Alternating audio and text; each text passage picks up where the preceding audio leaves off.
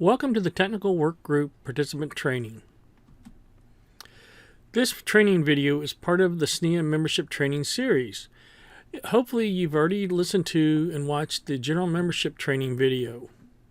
The other videos in the series include the Primary Representative Training and the TWG Leadership Training. In this video, we'll cover benefits of TWG participation, joining a TWG, TWG policies and procedures, TWG document classifications, document approval, TWG voting, TWG work items, SNIA software, and contributor license agreement and resources. And you hear me use the word TWG. TWG is just another abbreviation, an easy way to say technical work group. There are great benefits for you and your company when participating in technical work groups. You make sure that the next revision of the standard meets the technical requirements of your company and your company's products. You gain in-depth knowledge of the details in the standard being developed, and as a result, you become an expert on the standard. The fastest way to become an expert is through participation, not just reading the standard after it comes out. You work with and get assistance from other experts on the standard as you develop your implementation of the standard.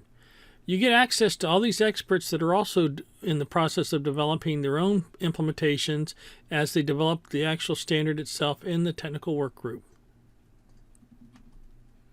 Participate in the development and become an expert in the software being developed in support of the standard.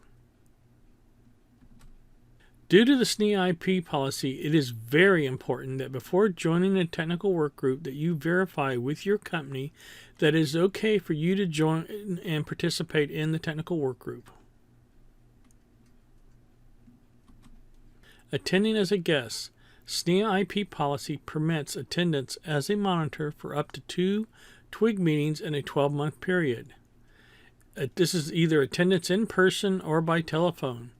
Attendance is based on company attendance, not individual attendance, which means that if you attend a TWG meeting and someone else from your company attends the TWG meeting some other time, that counts as 2 TWG meetings that your company has attended. And once someone attends as a third meeting from your company for that technical work group, your company is obligated to the IP policy and the work items of that technical work group. So it's very important that you, when you're attending as a guest, that you monitor this. If you are attending a meeting as a guest, clearly identify yourself and company to the chair, indicating your attendance as a guest. The chair will inform you if the current meeting will be the third time your company has participated. If it has, then you may need to decide whether you should stay in the meeting or leave the meeting based upon your company's plans as far as participation in that technical work group. In addition to the SNIA policies and procedures, there is a technical work group policies and procedures document. The TWG PMP establishes a fair and consistent policies and procedures for the operation of SNIA technical work groups. It is owned and maintained by the SNIA Technical Council.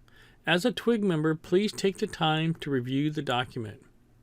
It is located at http://www.snia.org/about/corporate_info/documents.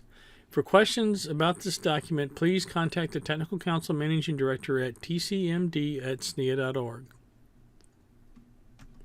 The TWGs hold a lot of meetings, both over the phone and face-to-face. These meeting participation tips help SNIA run more productive meetings. It's very important in a meeting to record your attendance. There is a link on the meeting calendar entry for the meeting you are attending where you can click on it and actually record your attendance. Conference calls. Mute your phone when you're not talking. This helps ensure that everybody on the phone can hear the presenter or whoever is speaking at the time. At face-to-face meetings, it is extremely important to RSVP your attendance early. And also it's important that you stay at the meeting hotel. Both of these items help SNIA reduce cost and spend your membership dollars more wisely. Our annual member symposium, January meeting of all SNIA meeting groups. This is an important meeting that you should always attend and participate in. Technical symposia. These are face-to-face meetings of TWGs that have a need to meet more frequently. The schedule will always be available online in the SNIA members area. TWG document classifications. The front page of a SNIA technical document defines the current document classification. A document's classification identifies what approval procedures a document has been through to reach its current state. For documents that are still in development, there are 3 possible classifications. Internal use draft. Draft documents that have not been approved for release outside the TWG. Working draft. Draft documents that have been approved for release outside the TWG by the TWG, such as a draft for public technical review, a draft for a periodic request for disclosure, or a draft for membership vote and final request for disclosure. Trial use draft. This is only used occasionally, and it is for a stable draft of a proposed specification released outside the TWG to encourage prototype implementations. TWG document classifications completed. For documents that have been completed and published, there are 3 possible classifications. A TWG proposal. Documents that provide TWG input to other standards bodies and organizations where additional development may take place. This requires approval of the TWG and the Technical Council to be released. A SNIA technical proposal. Documents that are published with only the approval of the TWG and the Technical Council. A SNIA technical position. These are documents that are published only after the approval of the TWG, the Technical Council, Board of Directors, and the SNIA voting membership.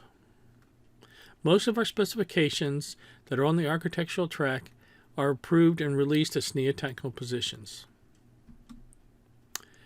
Document approval.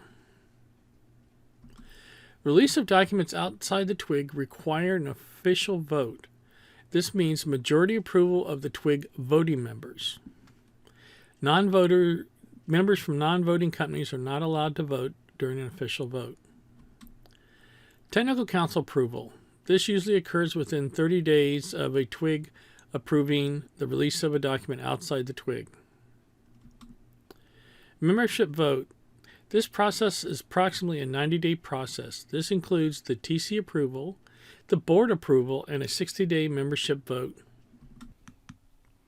For official votes, the TWG roster reflects the voting status of members. The status can be either non-voter, primary, which is the primary voting representative for a company, alternate, which is an alternate voting representative for a company. If you work for a voting member company, when you join a TWG, please make sure you inform the TWG chair who from your company will be your primary and alternate voting representatives for this TWG.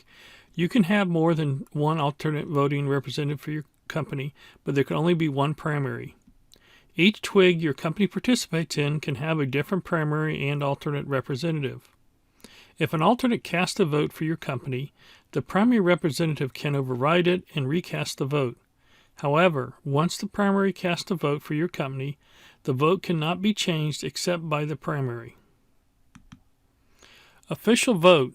Voting members only, 1 vote per company when we're doing an official vote inside a technical work group.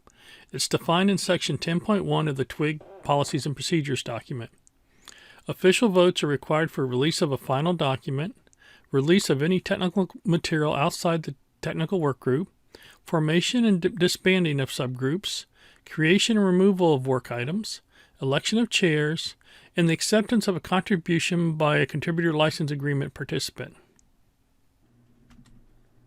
Not every decision made in a TWG or its subgroups requires an official vote. Most decisions can be made by the chair determining rough consensus of the TWG members.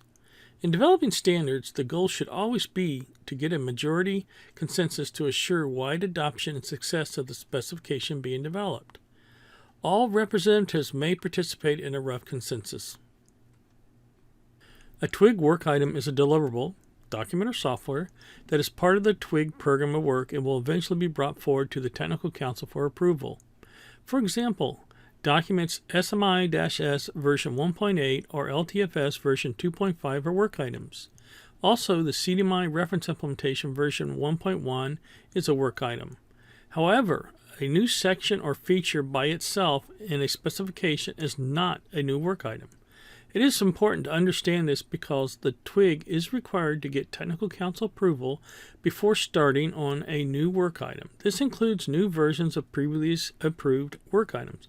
For example, when the next version of the SMIS specification, let's say 1.9, is getting ready and they'd like to start on that, they need to get approval from this technical counsel for that new work item.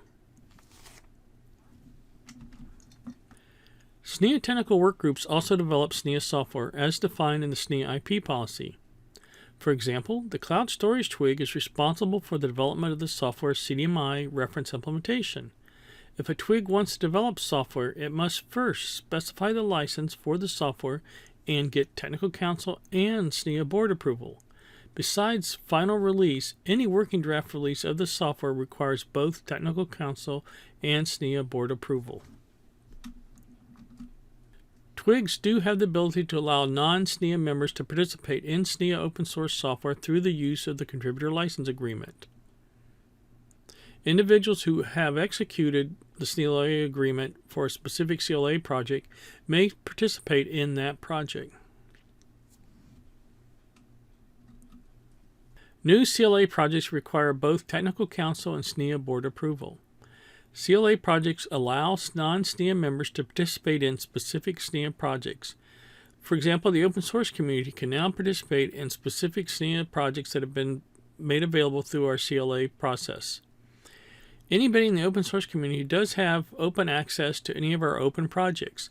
However, if they would like to contribute to one of our open projects, they do need to complete the SNIA CLA form, which is located at http://www.snia.org/CLA.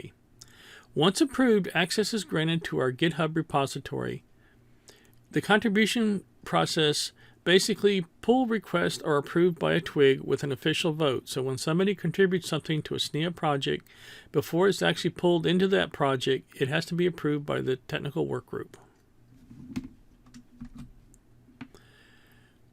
This list represents the current SNIA CLA projects as of the recording of this training video.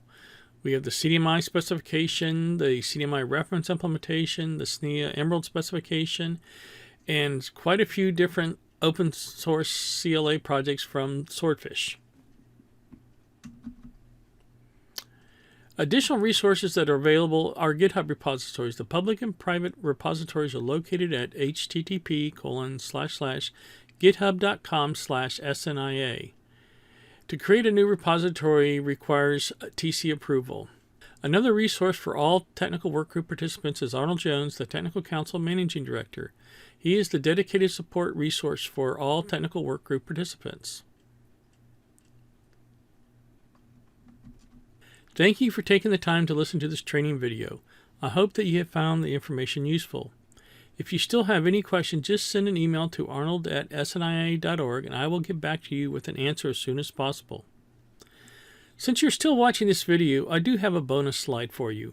As a participant in SNIA Technical Work Groups, you'll be developing important standards for the industry. As a standards expert, there is always travel involved to attend face-to-face standards meetings, resulting in some confusion with your coworkers, friends, and family to what you actually do. This next slide will help you clarify that with your friends.